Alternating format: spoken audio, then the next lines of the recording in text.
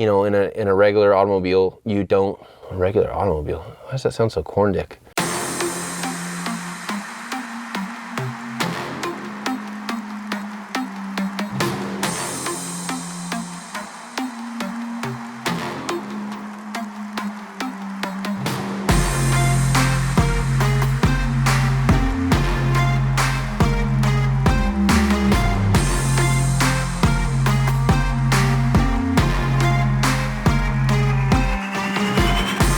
Dan's truck coming right up. It's like the final push for this thing. I know where we left off generally. Is this a good shot? Yeah, you're good. I know where we left off generally with this thing. So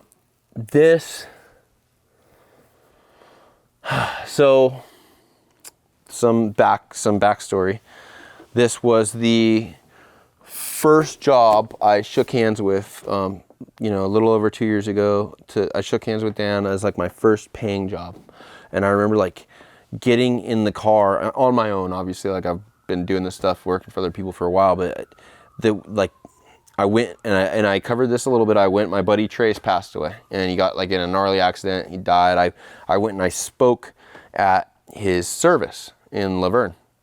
And then on the way back, I had scheduled to come see this thing at Dan's shop, and then it was like the first truck I shook on, you know, shop rate agreement, and then like what we're gonna do. And I remember getting in the car like, hell yeah, like I'm gonna do this. We are gonna do this, and it makes me want to cry. So anyways, you know, we get a lot done, do all the steering, and then the COVID situation happens, both of our ends. I got a bunch of other projects I line up.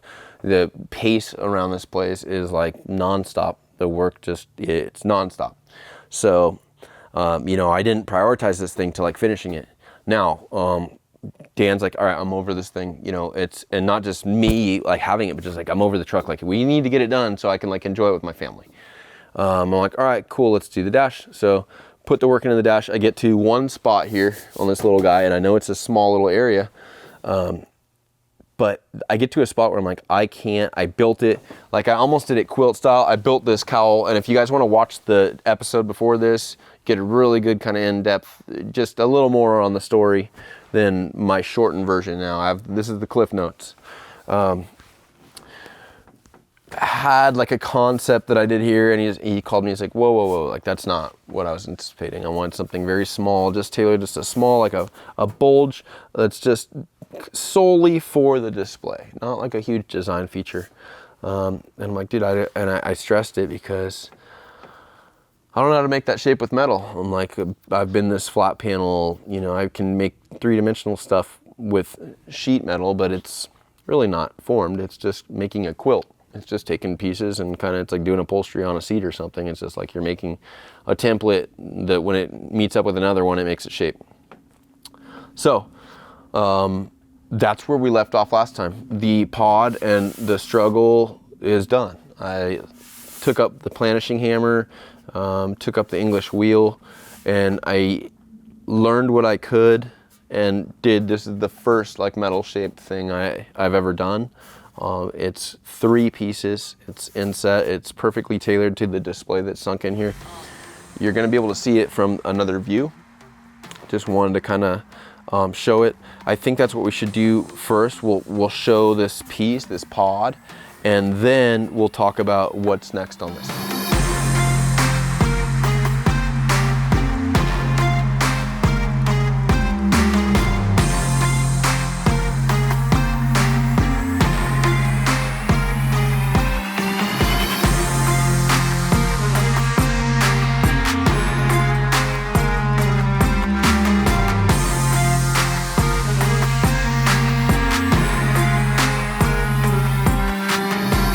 So, you know, you can see that the pod, the rise in this thing, obviously there's 2 pods here, or 2, you know, driver and passenger removable areas that it's gonna tailor to a nice part line for, you know, material breakup as well as upholstery. It kind of lends itself to getting the upholstery good where it's not just gonna have to stick into like a concave void. upholstery can wrap. This thing comes out, it can wrap in there. You can wrap this whole thing and then bolt it back in via 4 pieces of hardware.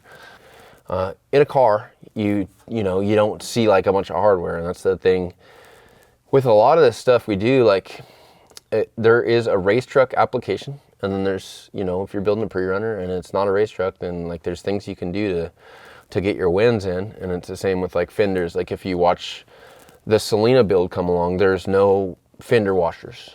You will not see hardware that holds the fenders, and it's the same with like a dash. If you can do it where you don't have like exposed hardware, fasteners on, shapes, like tasteful shapes, when you put fasteners in there, it's a distraction to your eyes. And it's a distraction to the surface that you're initially trying to create anyways. So, just my preference, I'd rather not see fasteners. And fortunately I got Dan that agrees. So,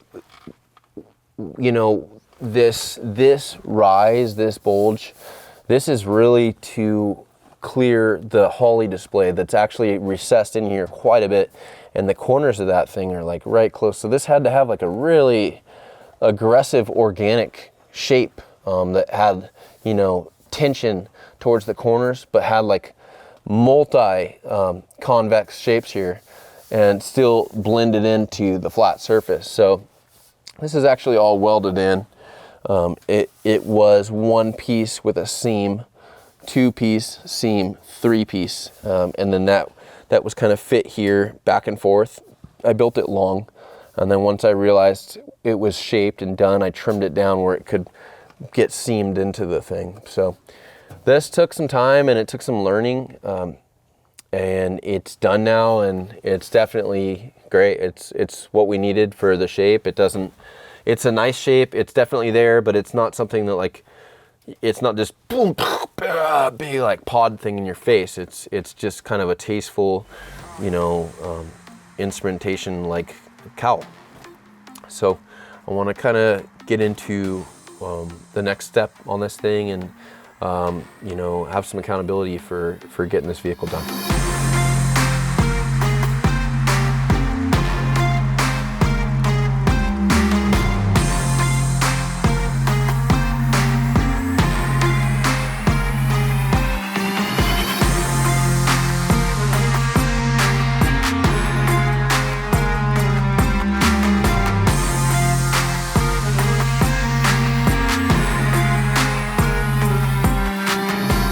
They're big door bars, but it's actually super, super easy to get in and out of. All right, so here's the deal with Dan's truck. The pace of the shop and, like everything we have going on took on a lot of jobs. It doesn't stop, and it's just like, at this point, I know how to put big hours into finishing things, and with Dan's, I estimate, so let's reel it back.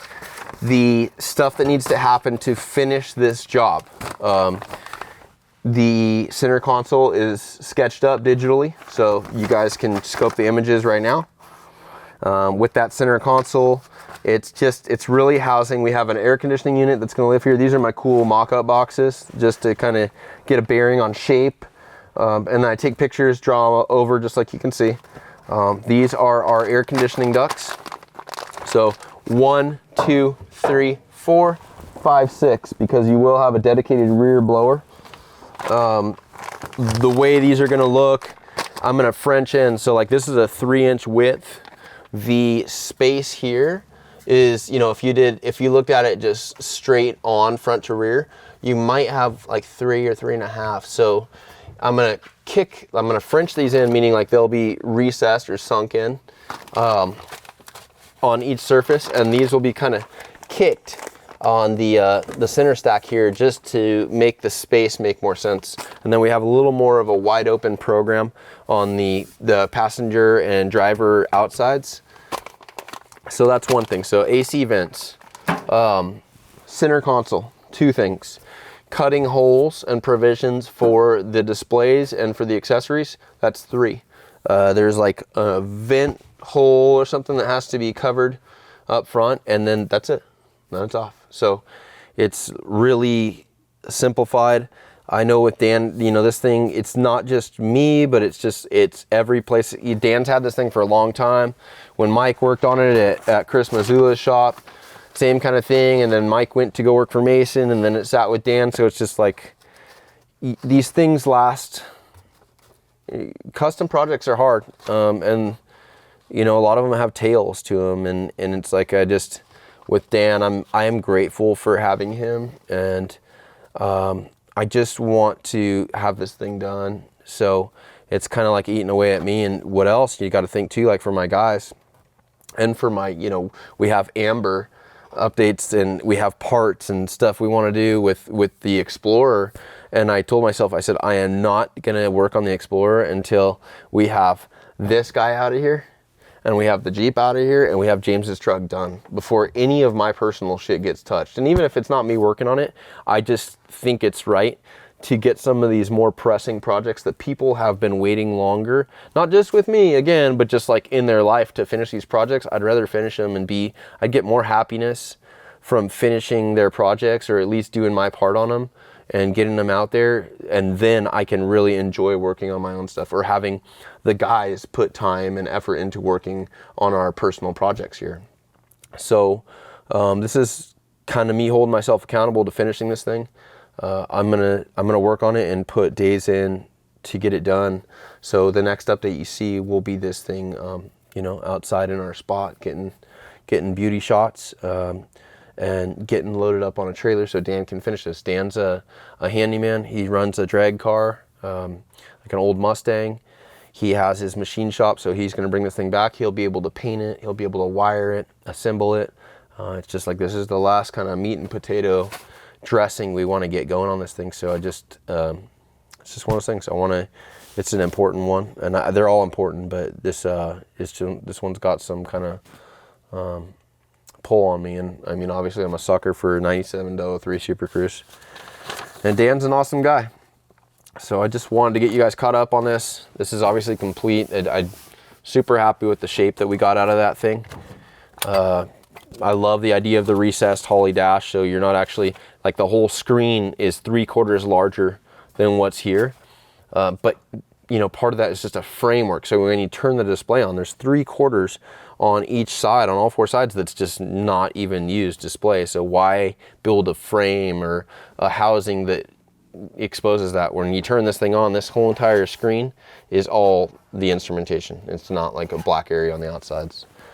It's where we're at. If you guys see some stuff on here, so I think for sure I can cover Fab Diaries on some of this. We have, like, when we first started doing Fab Diary stuff, I covered building this dash, but it is, I think for lack of better terms, it's a shit show as far as like the editing and Joey's portion of putting it all together. We will release it, but it's like, it's a beast because I put time into making sure we captured like the build process on this thing. Going back to that, we will be able to cover doing this. It's just a matter of managing my time correctly, and making sure that I take the time to set up correctly to film this stuff and get the process right. But doing the center console can be something, and just, you know, maybe a quick hitter of just like Frenching in AC vents. I mean, that's a fun thing to kind of learn, and, you know, just blind holes in here with Frenched in and setting right angles and making sure everything's square. There's a lot to be said there. So that's where we're at with this thing. Thank you guys for the support. Again, just if there's stuff you see that you want me to cover, let me know, and I'll keep you updated on everything we have going on. There is so much that we have going on, so it's just it's kind of just a journey. And again, like, we see the support and appreciate everything, and just make sure you like, comment, share the channel, and subscribe if you haven't already, and thank you.